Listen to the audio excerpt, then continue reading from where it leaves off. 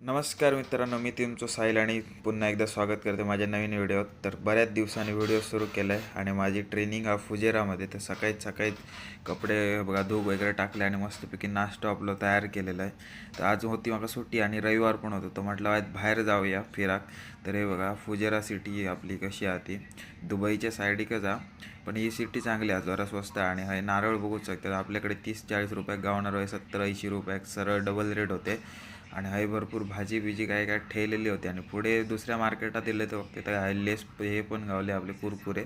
तर हे 150चे बाहेरच रेट होतं, तर काय घेऊ नाही. आणि पुढे गेलं तर बघलं तर काय आपलं नारळाचं पाणी गावलं आपल्याकडे फ्रेश गावतात. तर हड्या बघा असं पॅकेटमध्ये येतात आणि ह्या पण भरपूरच रेट होतो 100-120 दरम्यान.